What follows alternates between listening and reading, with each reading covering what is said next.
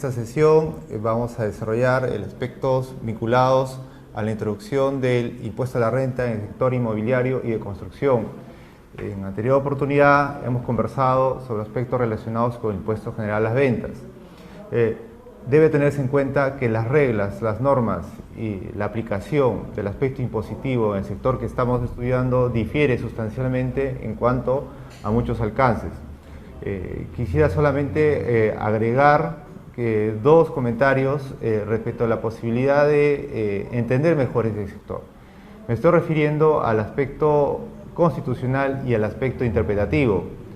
Desde mi punto de vista, son tres aspectos muy importantes que deben ser tenidos en cuenta al momento de estudiar el sector inmobiliario y construcción, que es el aspecto constitucional, el aspecto interpretativo en general y el aspecto luego aplicativo, que lo vamos a reforzar en la sesión presencial. En cuanto al aspecto constitucional, es pertinente preguntarnos si, respecto al gravamen inmobiliario y construcción, hay una manifiesta capacidad contributiva que lleve al Estado, a través de una administración tributaria, a cobrar el impuesto debido. ¿Y por qué es importante este aspecto teórico? Es importante porque en los últimos años vienen surgiendo algunas controversias y entre los auditores o personal de la administración tributaria en marco de procedimiento de fiscalización con empresas inmobiliarias o empresas constructoras. Puntualmente voy a plantearles algunas situaciones que han generado alguna controversia y que han llevado a pronunciamientos de instancias administrativas y jurisdiccionales. Lo voy a plantear con algunas referencias para que luego se pueda ir a la fuente, que son los documentos, que es la jurisprudencia que ha sido emitida, y luego ustedes puedan estudiarla de repente en cada uno de sus espacios de tiempo y podamos discutirlo en la sesión presencial. El primer punto, materia de controversia, es el referido a las expropiaciones. Veamos, según la Constitución Política, la propiedad es un derecho y es una institución. En cuanto a la vertiente del derecho, nadie puede restar de propiedad a una persona.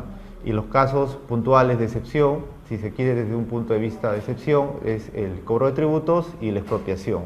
A partir de una expropiación, lo que el Estado prevé por mandato de la Constitución es el pago de un justiprecio. Un justiprecio que es la estimación del valor del inmueble que ha sido expropiado, retirado de la esfera patrimonial de los ciudadanos. Desde hace muchos años se ha preguntado uno si a raíz de una expropiación debe derivarse el pago de un impuesto a los réditos, un impuesto a las ganancias, un impuesto a las utilidades. Puntualmente, la ley del impuesto a la renta, el artículo 5, dentro de la definición de enajenación, contempla, entre otras operaciones, a las derivadas de una expropiación. Entonces, por la ley peruana, expresamente se ha establecido de que el enajenante, vía la expropiación, tiene que pagar un impuesto a la renta. Es una operación, se dice a título oneroso, que supone el pago del impuesto a la renta. Desde el punto de vista de algunos propietarios de esos inmuebles, ese pago de tributo no deriva en una manifestación de capacidad contributiva y afecta a la institución de la expropiación. Hace aproximadamente un año y medio hubo un proceso administrativo del Estado por el cual se expropió algunos terrenos, los terrenos que están alrededor del aeropuerto, para miras a una expansión de esa zona. Se presentó la situación de que la administración tributaria, en aplicación de la norma expresa de la ley del impuesto a la renta, veía necesario el pago del impuesto a la renta. Entonces los asesores de estos fondos expropiados iniciaron acciones judiciales con miras a cuestionar la legalidad y la constitucionalidad del pago o de la exigencia de este tributo. Esto ha llegado hasta instancia del Tribunal Constitucional y hace algunos meses ya el Tribunal Constitucional ha señalado de que es inconstitucional el cobro de tributos, el cobro de un impuesto a la renta, el cobro de un impuesto a las ganancias en el marco de las expropiaciones. A su vez, como consecuencia de este razonamiento, se ha dejado sin efecto o inaplicado el caso concreto el artículo correspondiente de la ley del impuesto a la renta. ustedes pueden recurrir a esta sentencia del Tribunal Constitucional a través de la página web del Tribunal Constitucional, o en todo caso a partir de cualquier buscador. Es muy fácil conseguir la sentencia Tribunal Constitucional, expropiaciones, impuesto a la renta.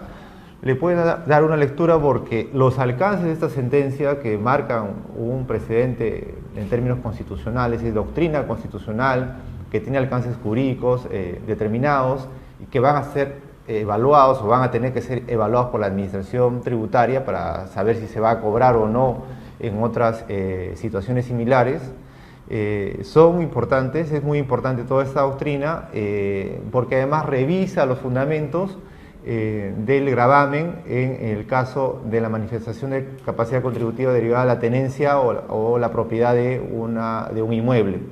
Entonces hay algunas referencias importantes que vale la pena leerlas y quizá posiblemente en la reunión presencial podamos intercambiar algunos puntos de vista si estamos de acuerdo o no desde el punto de vista académico y además desde el punto de vista práctico, qué va a pasar en una fiscalización, qué va a pasar en una revisión cuando se detecten operaciones similares. Ya se sabe que el Estado, a través de sus distintas instancias, está iniciando algunos procedimientos de expropiación. Ese es el primer punto desde la esfera constitucional que vale la pena revisar y los he puesto en consideración de ustedes que están en un periodo de formación o de revisión de algunos conceptos. El segundo punto, materia de revisión, es respecto de si existe algún derecho o alguna cobertura constitucional respecto el establecimiento o el crecimiento de la edificación o el mercado inmobiliario en el país. ¿Por qué es importante esto desde el punto de vista teórico y luego desde el punto de vista práctico? Desde el punto de vista teórico va a ser porque en algunos países si existe algún tipo de reconocimiento constitucional a la satisfacción de algunas necesidades o derechos derivados desde una óptica constitucional. El derecho a la vivienda, es decir, una persona tiene derecho a una vivienda y el Estado tiene el deber de facilitar la adquisición o el financiamiento de una vivienda. Eso a nivel legal no está reconocido, no hay un crédito por inversión en propiedad inmobiliaria, no existe. Así como tampoco no existe el reconocimiento de beneficios e incentivos para una mejor educación, son limitados, puntuales y casi inexistentes la posibilidad de reconocer estos derechos que podrían tener alguna cobertura constitucional a partir de un diseño legislativo, no existe.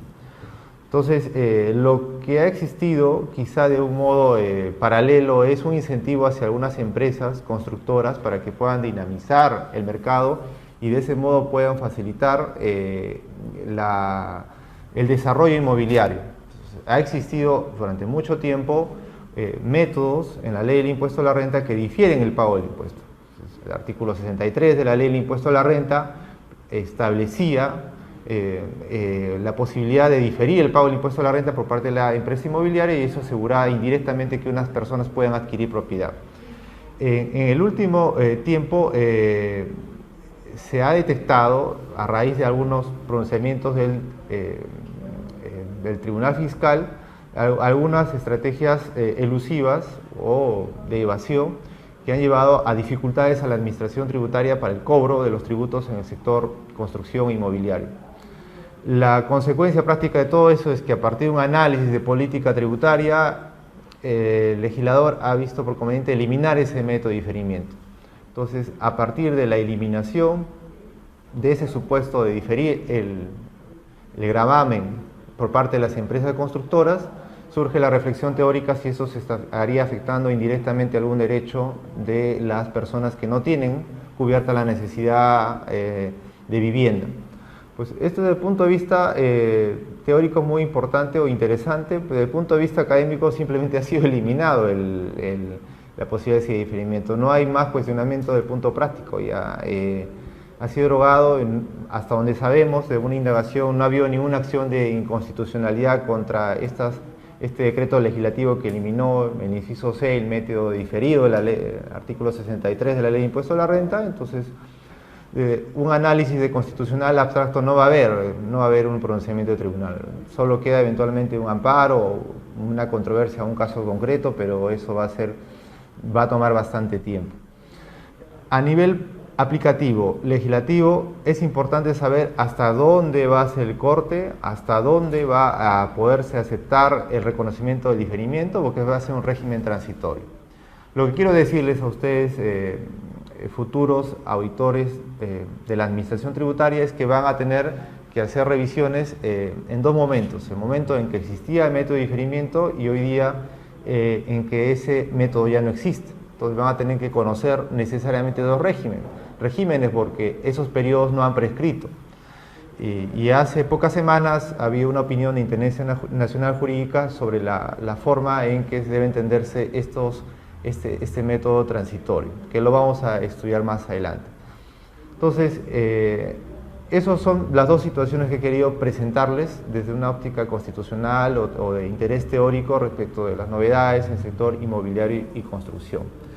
El segundo punto que quisiera poner en consideración de ustedes es respecto al punto interpretativo de cómo comprender mejor las normas tributarias en el sector inmobiliario y construcción. ¿Por qué es relevante mencionarlo? ¿Por qué? Porque muchos de los aspectos normativos de inmueble y construcción van a derivar en la aplicación de normas que no se sabe si son normas. Reglas que no se sabe si tienen alcance jurídico, preceptos que no se sabe si son vinculantes y sobre los cuales ha habido cierto desorden y ha habido debates desde hace unos años. Me estoy refiriendo no solo a remitirnos a algunos documentos internacionales de importante clasificación, como fueron lo de las Naciones Unidas en el IGB, sino que en materia del impuesto a la renta tenemos que recurrir a estándares financieros internacionales, que son las normas internacionales de información financiera, NICS, y hoy día NIF como un criterio amplio. En vista que ustedes son en su mayoría contadores, contadores y con especialidad en tributación ahora, sin duda deben saber de la problemática que ha significado el que la norma tributaria tenga que haber pedido auxilio a la norma contable para cubrir algún vacío normativo o para cubrir algún vacío interpretativo. Esto ha llevado a pronunciamientos del Tribunal Fiscal, también de la Administración Tributaria e incidentalmente del Poder Judicial. Está bien que recurramos a la norma contable, ¿cómo, en qué medida debemos hacerlo? Ese es un punto que no está resuelto del todo. Sí hay algunas reflexiones, hay artículos, ensayos, informes en los cuales quien les habla también ha colaborado, ha presentado algunas reflexiones sobre eso y en verdad somos minoría quienes creemos o tenemos una visión crítica de la utilización de estos estándares contables. Quizá la posición mayoritaria, y dentro de ellas está la Administración Tributaria, es aplicar las normas, recurrir a estas normas internacionales de información financiera para entender mejor la normatividad en construcción o en el sector inmobiliario. No estoy de acuerdo con esa perspectiva y bueno, las razones están en algunos documentos, no solo quienes hablan, sino también otros autores a los cuales pueden recurrir o les podemos recomendar para profundizar sobre el tema. Pero veamos en todo caso en el supuesto negado que te vamos a aplicar, en el supuesto negado, cómo se aplicarían en todo caso estos estándares contables. ¿Cuáles son estos estándares contables o normas contables y en qué medida vamos a utilizarlas para efecto de liquidar un impuesto, para que en una fiscalización bajo esa óptica, que aunque en lo personal uno no esté conforme, lleva necesariamente a tener que aplicar? Es una realidad, entonces uno no puede negarse a esa realidad y tendría... sino lo mejor es tener esas herramientas conceptuales y llevar adelante y aplicarlas. Ese va a ser el punto que lo voy a desarrollar en unos minutos y yo les agradezco por la atención hasta esta parte y nos vemos en una siguiente sesión.